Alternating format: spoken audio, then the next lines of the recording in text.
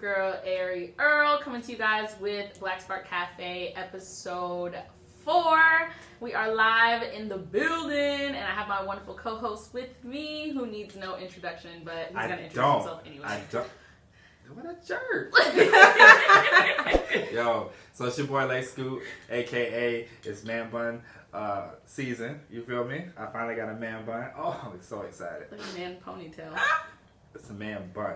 Okay? Is it wrapped under? Is it folded? I feel like that. No, I ain't do the sock thing. Like how how your mom used to do back then. Anyway, listen, it's your boy Lay Scoop, a.k.a. Anthony, a.k.a. Now my new tagline is gonna be chocolate milk dud. Awesome. But milk duds are all chocolate, so why chocolate milk dud? I'm not all chocolate. And they're very dark. Like, I mean, but all milk duds are chocolate, so why put the chocolate in front of the milk of the dud? Go ahead, introduce. We also have a wonderful host with us here today. We will let her introduce herself. Why always host? They are guests. Oh, they are. They didn't earn these seats. I can be a host. Oh, okay. I can be a host. I'm a host I did today. it the last time. They gotta earn their spot if they want to be a host. I know. Just like you did. Uh-oh. Let them know that your credit check came through. Well, we're gonna let her introduce herself. Do you want to go ahead and give the people what they want? Sure. My name is JD. I am a host today. And we have a lot to discuss today about sex in the media. Yeah. And Awesome. then she's just gonna name our thing. Now, we were just talking about it. I don't know. She's gonna name. It's not an official title, But but we're discussing sex. Off the record, it's not the official title, but it could possibly be the title. Definitely. that's whatever we do with post editing. You know, I might get lazy and be like, you know what? Sex in the video.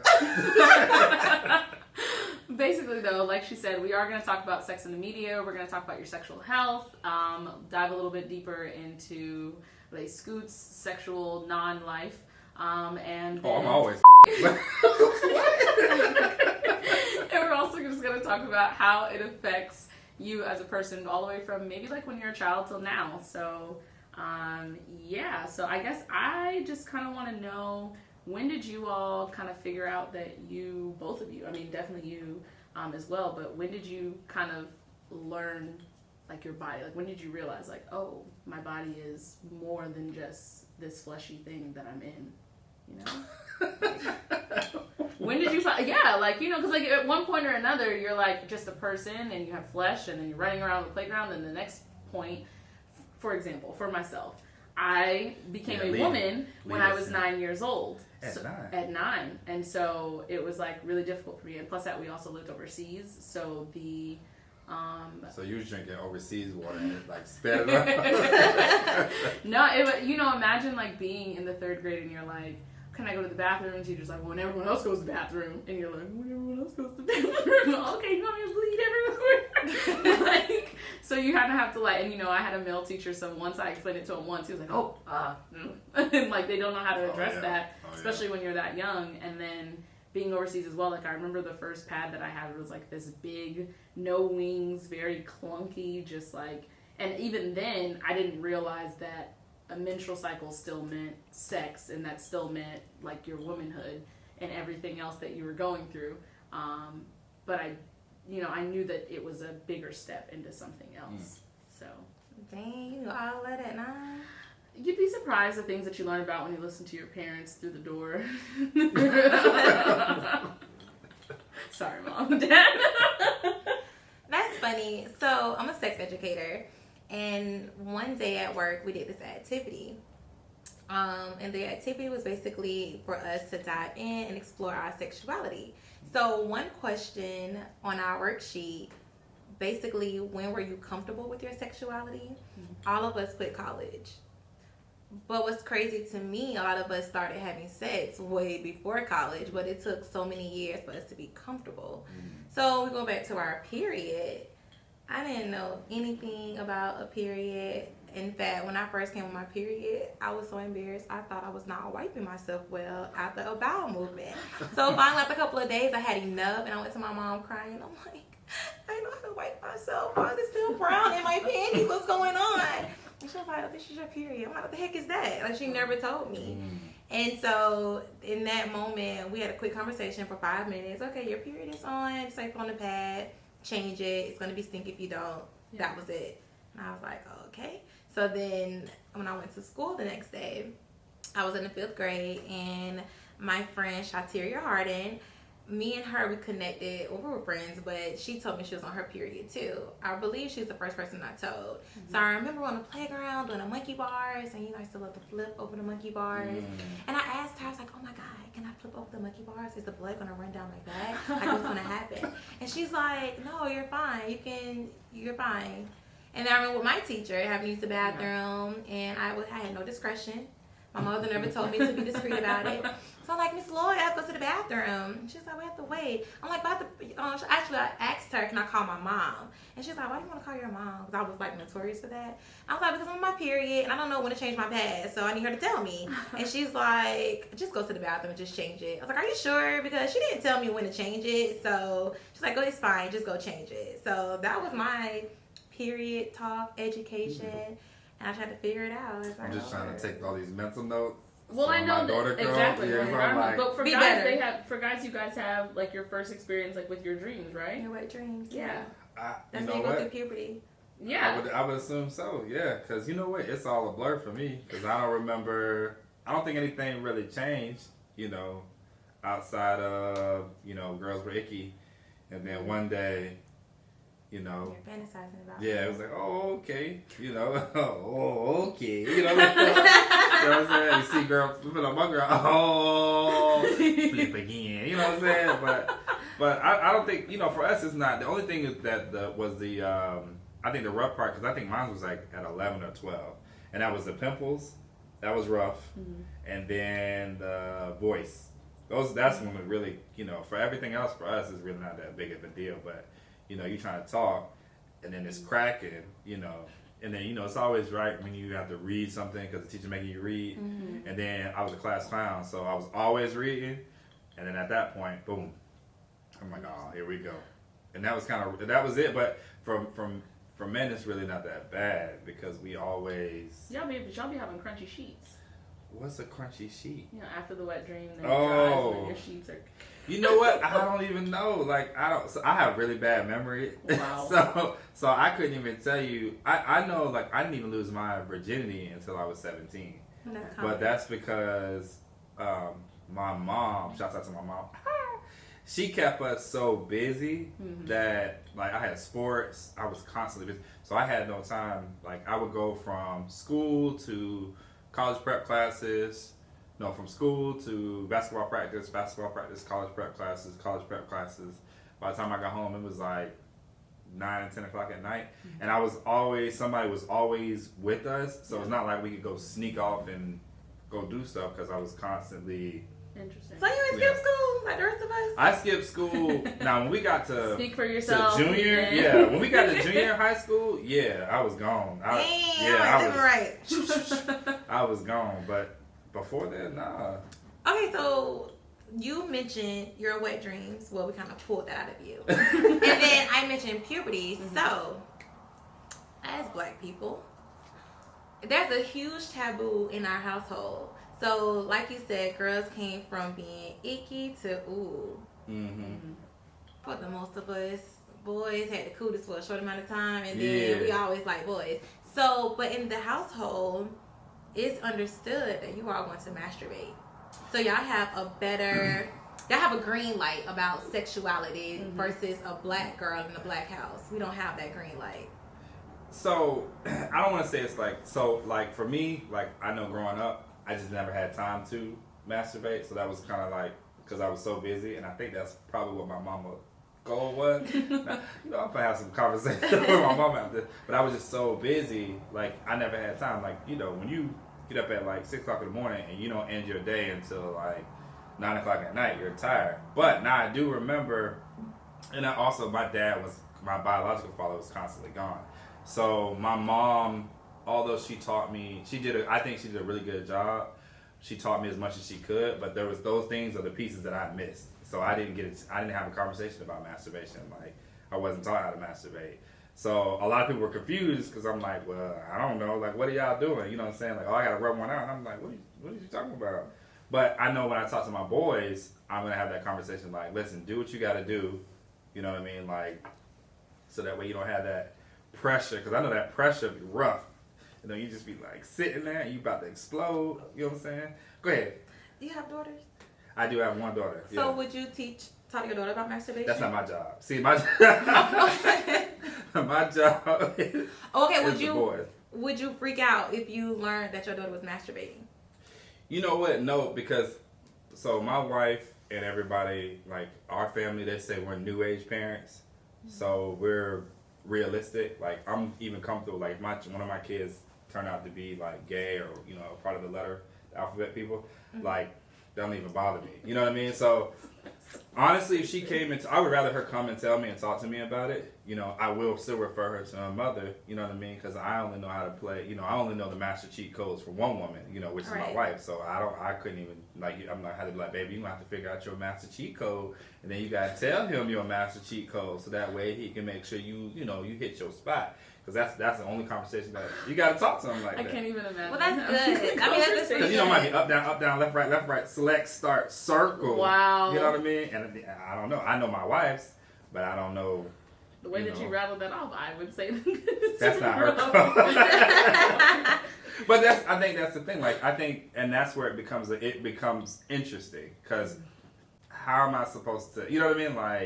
Like, and she's starting to go through puberty now. You know what I mean? And it's rough, because I'm like, bruh, like I'm gonna need y'all not to have this conversation. Y'all go have that conversation over there, like, you know what I mean? And I'll step in when I can. And then actually, I do try my best to have like little sidebar conversations with her, like, hey, make sure nobody touch you. You know what I mean? Yeah. Like yada yada yada. But if she's gonna have to masturbate, like, you gotta do what you gotta do. Yeah. Because it's like for girls, like myself having a daughter, I actually read a book which is called by Morgan Jenkins, I think that's her name. But it's called "This Shall Be My Undoing," and her name is Morgan Jerkins. But it's basically called "This Shall Be My Undoing," and she basically talks about how black girls are raised to, like, if they do certain things, then they're seen as like that fast black girl, and they're always raised to, like, their bodies are very promiscuous and it's not even their own doing. Sometimes it's by us teaching them that their bodies are promiscuous and that they're being fast and everything else, and sometimes they're not. And so, like, for example, with my daughter, even now, and even as a child growing up, it was like, if you meet a man, like, don't sit on his lap ever. Like, even if it's like your dad, your own father, like, don't sit on his lap. You been on my Facebook? I just posted that. That's exactly, like, it's like, don't sit on his lap, or like, I take issue, and like I really struggle with, because not a lot of men know, but like when a young girl comes up to you, I would prefer that you bend down to her level and give her a hug rather than her hugging you, because she's right at that level where, like, her head is gonna hit the unforgivable spot. You know what? And you never think about that, yeah. but every time, like, she gives a hug, I cringe, because I'm like, and like most of the time, and even the men that I have told, it's like, to them, it's so innocent that they don't think about it. Because, like my daughter, matter of fact, she just did it. We were in Dunkin' Donuts this morning before church, and she gave me a hug. But I have become a better dad over the last 2-3 years, that I can say, because it was rough for me trying to figure out, especially because she's my stepdaughter. So, but I think we're into the group now. So she was literally like hugging me from the front, and then how you kind of like you're kind of walking and you're doing like the little skeleton thing. But I guess it's all in the because I never, and then like she drives the car, so she'll sit on my lap to drive the car. Now I'll move her onto my knee so that way I'm more comfortable, so that way I can slam on the brake, because her driving skills is a little rough, at 10. But I never really, that's and crazy. Even as that, like, growing up, like, if like, even for my grandfather, like, if I was coming into the house and he was already sitting, it was always to approach him from the side and not in between his legs to give him a hug. Always approach from the side, and so that way you're not in between his legs, because I feel like women, especially in the black community, like I said, we're always taught that, like, we are sexual even before we even know what sex is, and then it doesn't click until we're older and we're like, oh wow, like, this is why they were saying don't hug this person from this way, and it almost just, I feel like we're trying to keep our young girls young, but then within doing so, we're also kind of putting that in there, like, subconsciously. Well, that's correct. That's interesting, because, and maybe you might be able to think, because see, I was the last couple of years like I was a little bit distant from my daughter, and that's because I didn't know necessarily like what I'm supposed to be doing. But then I realized, I can't remember what book. I don't read like books because it's 2019, so I read ebooks. But something I read on Facebook about your daughter's first boyfriend should be you, and you need to, as a father, you need to teach her how to love, how to like open the door, tell her that she's beautiful. Like now I said, well, like I was laughing. I was like, I know you like guys with man buns. So look, Daddy, I came out today. I was like, oh snap, Daddy got a man bun. You know what I mean? So look, your boyfriend got a man bun. You know what I mean? So that's how I try to approach it now. And that's because I read that. I was like, you need to teach her and show her, different things. And so I guess I need to figure out, like, does that article conflict with? I don't Stop know. reading stuff. Because I was perfectly fine until you started reading stuff and then bringing it in here. Now I'm all screwed. I mean, I don't know. I don't claim to be an expert or anything like that. I just know that it's like, I feel like if almost I wasn't, if that image or that thought was never put in my head as a child, and then that was always wrapped into like a sexual connotation. Like it was never just like, don't do that because that's rude. It was just like, don't do that because that's a grown man and you shouldn't do that. And then that kind of like I feel like that, like I said, subconsciously, like you're feeding those sexual undertones in there, and you don't even know until you see it on TV or something like that, and then you're like, oh, this is what they meant. I don't know. It's sticky. That's one thing I hate about the black household. I hate it. It's too much sexual taboos that's placed on little black girls. As early as 2 years old, just think about, you have children. When a baby is 2 years old, the first thing people start to say, oh, look at those thighs, look at that butt, I'm about to get my shotgun. From there, a baby is sexualized. And then we learn, don't sit in the man's lap, don't do this, don't be fast. And so all of those things, it piles up and it makes us responsible for a man's actions. Personally, I wholeheartedly believe no man who is not a pedophile, is attracted to a little girl. There's nothing a little girl can do to make a man who is not a pedophile attracted. I really feel that way. But yet, oh, someone's coming over, change your clothes. Why? I've been dressed like this all day.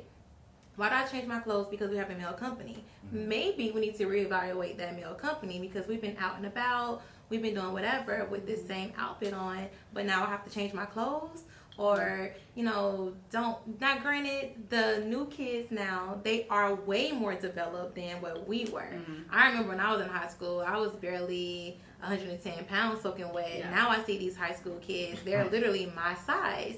So, and I get that, but it's too much pressure placed on little girls about our sexuality that we cannot help. Our bodies are constantly growing. Even when we're past puberty into adulthood, we cannot help our bodies, and we shouldn't have to. Little things. You can't wear red lipstick. You can't wear red fingernails. Now I kind of agree with that. I do. I do. That is grown. I remember that they be like, "Oh, you wear ribs and shit." Oh, I was like, "What?" Yeah, and then what is this whole thing? Like everything about sex with a woman, everything about sex with a woman is negative. Like if we have more than one sexual partner, we're a hoe. But then if a guy has more than one sexual partner, he's a man. If we have a threesome, we got gang bang. But if y'all have two women, y'all had a threesome. It's like when it's a woman, it's negative. When it's a man, it's positive. It's sexy. Even in porn, even in television, the woman is always shown. So we can have our boobs out. We can have our vagina showing. The man, that precious penis.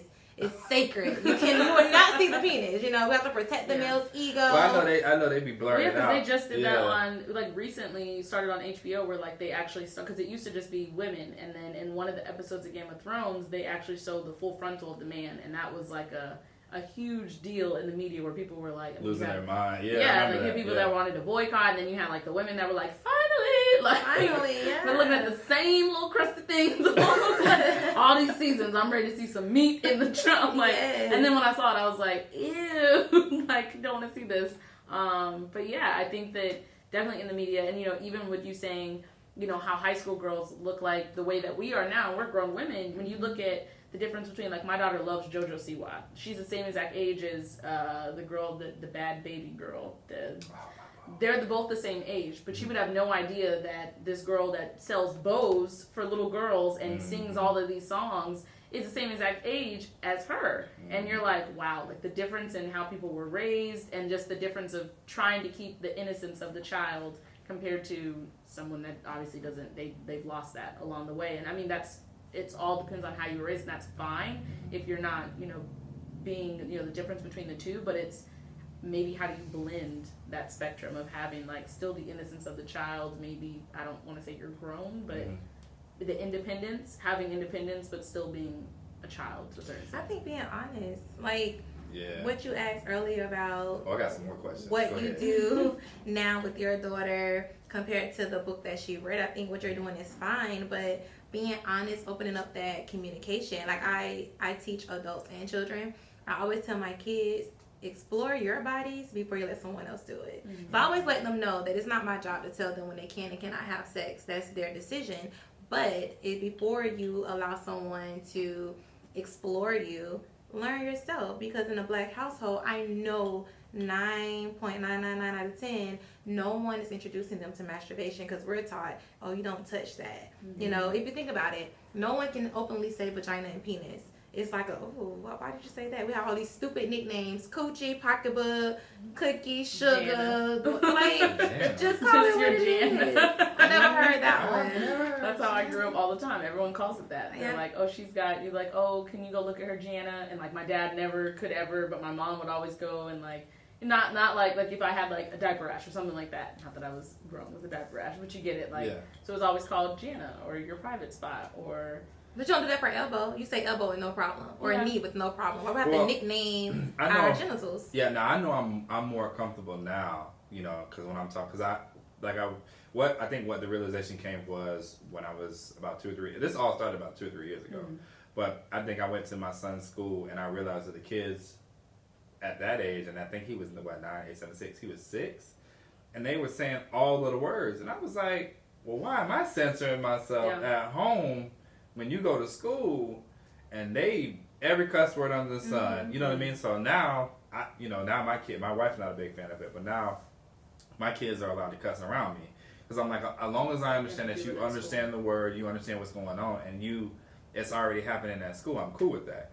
But I do got a question for you, because now that is something in my household where, like my daughter, I let my daughter, be free. You can walk around in your sports bra or whatever. Because I'm like, you wear that at track. So in my head, like, that's fine. You know what I mean? But, like, if, and then her uncles are coming around, I am like, okay, well, you need to go change because, like, your uncles are coming. So, you need to change. So, and I know in her head, it is, because I know she gives me that, Dad, like, I'm comfortable. You know what I mean? But I'm like, I think for me, though, it's more like I don't even, and I love my uncles, like, I love my brothers, and they're not like my biological brothers. These are people that I've known for like years. We got kids, they got kids. One of them just got a dog. That's all he got. Shouts out to, but he's in production now. All he got is a dog. but like I know for them, they're like. It might be uncomfortable. Yeah, you know what I mean? Like, so out of respect for them. But, like, should I be telling her not to be free? You do whatever you want to do in your household. Oh. but seriously, though, it is your house. You do whatever you want. But just make sure that the pressure is not on her. That she's not responsible for what they do. Okay. So... Because it's 2 boys in the house, too. And so it's her, she's 10, and then my son's 9, and then my other son is 6. So, like, throughout the week, it's just her in the house. But then Thursday come around, I'm like, hey, no. You know what I mean? Yeah. Like, because your brothers are here. You know what I mean? You just make sure it's not her responsibility to make sure she's not being, looked at or, touched and stuff, because it's very sensitive, and you keep telling someone stuff over and over and over and over and over. Of course you may think, oh, you're not listening to me, but they hear that. Like, you keep telling the little girl, don't be fast, don't be hot, all these things. So now it's building up. Now I'm at puberty and I have sexual feelings. I don't know what to do with them. No one taught me. Yeah. So, but so-and-so is starting to look at me. So-and-so touched me. I kind of like it. Am I supposed to like it? But I don't want to be fast, because they said if you do this, you're fast. So then, in the event something happened, like molestation or rape, they're conflicted. Like, did I cause this? Well, they told me not to hug a certain way. They told me not to sit on laps. They told me, but I did that one time on accident. So was it my fault? Did I want it? Did I didn't like? Because you got to think about the perpetrator. How are they getting that child to do it so freely? What are they telling them? You know what I mean? Like, you don't know that conversation. Like, well, I know you like it. I know you want it. Well, you are walking around like this. And so it's like, my parents telling me don't do this because this will happen. But then the perpetrator's telling me, well, because I am doing it, I must like it. So it's just so much confliction there. You just want to make sure whatever your parenting style is, you reiterate, nothing is your fault. You're not responsible for how someone violate you. You just make sure you come and tell me, and I will handle it. But then too, you have to be a little careful because kids, they love y'all, right? So they know if I'm violated and daddy or mommy find out, they might do something really bad. I don't want to lose mommy and daddy. So should I tell? Because I don't want to get mommy and daddy in trouble because something bad may happen. So you just say, hey, you just let me know and I'll protect you. You don't have to go into the, I kill somebody, because they hear that message too. And it's like, I don't want to tell. I don't want to get daddy in trouble, you know. So it's like they have so many, because they want to protect you as well as you want to protect them. So it's like you have to just find that balance to let them know you are protected. You will be protected. Let me know. You don't have to be silent. You don't have to, you know. Because I'd be like, listen, I explained that to him. And I think we was laughing about this the other day because my wife was telling me, I guess a little boy had either said something to my daughter. I said, so I was like, well, wait, nobody tell me. And she was like, oh, well. And right before she gets set out, like, yeah, because I go to school out. Beat her ass. That's all I'm playing by my kids. Right. Like, my kids, like, I feel like they are, all my kids to me personally have personally saved my life. So that's why I really cherish my kids. So I will go up to school. Yeah. And I start slapping heads around. I slap everybody. I'm like Kevin Hart. He sent my daughter a dick pic. You know what I mean? I'm going up to the school and I'm checking everybody's dick to see who dick it is. You know what I'm saying? Because who dick is it? But I understand. But I do understand. Like nowadays, like it's gonna happen. You know what I mean? But I do want my daughter to come to me. Even my sons, like come. Yeah. I want my sons to come to me like, hey, bro, like don't show it while it's while it's shrunk, show it while it's big. You know what I'm saying? Like, you know what I'm saying? I got to guide them the right way. You know what I mean? And then, wait for her to ask for it. Just don't be sending it out randomly, because then, you got to talk to them. Well, then that's when you fall into, like, consent and everything else. Yes. Like, but rough. I hate to be a Debbie Downer. What? So, tell them not to do that, because that's child pornography. And they can get prosecuted if somebody want to push it. Yeah, so quick tip. Sending out dick pics and pussy pics and stuff. You see that in your child's phone, delete it. Tell them not to do that, because if the other parent receives that, they can push the issue, and that is child pornography. Even if though they both are children, that's still child pornography. They can get a sex offender charge. Okay, how long does that last for? Like if you find pictures of, it doesn't matter. What we finna do is we shutting down picture messages on phones today. I was just saying because my sister's obviously older now and she's in college, but if there was something like that, or like even for my brother, if there was something like that, they're both in college, but if you were able to find a picture and it was date stamped, because kids now are trying to like fall back into this vintage thing where they date stamp their photos. If it's a date stamp photo for whatever reason, and at that point in time when he sent it, if he was underage to an underage person, can that always come back on that? Just delete it. Don't take any chances. Delete it. Don't go to jail for pictures. Even if it's let's just say Tiffany sent a pussy pic and it's getting shared around school. Wow. Every child phone is in, they can get a child pornography charge because that's another child. Wow. Even if it's yourself, you have, like if your son have a picture of his penis in his phone and let's say it's lost or whatever, somebody again, that's child pornography even if it's his. Just avoid that. Yeah. So you don't get any and that's charges. a good note to note too, that like, because I started college at 17. A lot of people did not know that if I was that person that was taking pictures with my Razor phone at the time, terrible quality. Terrible quality. Shout out the Razor. But if I was that person, a lot of people wouldn't have really known that would have been child pornography at the time. And I wouldn't even have known, because in my mind, I'm like, I'm grown, I'm in college, I'm on my own. I can send out, a nipple. You don't know it's my nipple, but no face, no case. Yeah, exactly. But yeah, no, that's really, really interesting. Well, I think that we're gonna take a break real quick, and then we'll come back. We're gonna have a lot more to talk about.